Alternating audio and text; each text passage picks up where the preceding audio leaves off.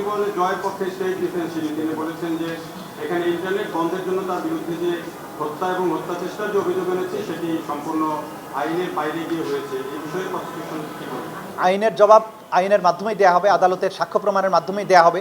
তাদের নির্দেশনা ছিল কিনা, ষড়যন্ত্র ছিল কিনা, তারা গণহত্যাকে ফ্যাসিলিটেট করেছেন কিনা, বা এই এন্টায়ার প্রক্রিয়ার ষড়যন্ত্রের সাথে তাদের সম্পৃক্ততা ছিল কিনা, এগুলো ম্যাটার অফ ট্রায়াল। সেগুলো তারা তাদের আসামিদের ব্যাপারে তো সবাই বলবেন যে তার আসামি নির্দোষ, কিন্তু আদালতেই প্রমাণিত হবে সাক্ষ্য প্রমাণ শেষে যে সত্যিকার অর্থে তিনি দোষী না নির্দোষ। সুতরাং শেষ সাক্ষ্য গ্রহণের আগ পর্যন্ত অথবা রায় ঘোষণার আগ পর্যন্ত ওনারা যা ওনাদের আসামিদের পক্ষে যা বলার আছে বলবেন, কিন্তু বিচার আনতেই নির্ধারিত হবে সত্যিকারের দোষী না নির্দোষ। অনুমতি পায়নি। বিদেশি আইনজীবী নিয়োগের জন্য যে ফর্ম্যালিটিস আছে, বিভিন্ন অ্যাপ্লিকেশনে সিগনেচার করার, সেই সিগনেচার করার জন্য তারা অনুমতি নিয়েছেন জেল অথরিটির কাছে, যে জেল অথরিটি যেন আসামিকে অনুমতি দেয় বিভিন্ন ডকুমেন্টসে সাইন করার, সেটার অনুমতি নিয়েছেন। বিদেশি আইনজীবী নিয়োগ হয়নি এখন। Thank you.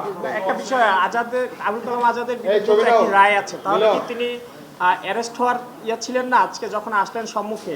অ্যাপ্লিকেশনটা যেটা আমাদের হাতে আমরা পেয়েছি সেটার বাইরে আমরা বলতে পারবো না। সেখানে একটা আদেশ আছে, গভর্নমেন্টের একটা আদেশ, যে তার বিরুদ্ধে যে রায়টা দেওয়া হয়েছিল সেটার কার্যকারিতা স্থগিত করা হয়েছে।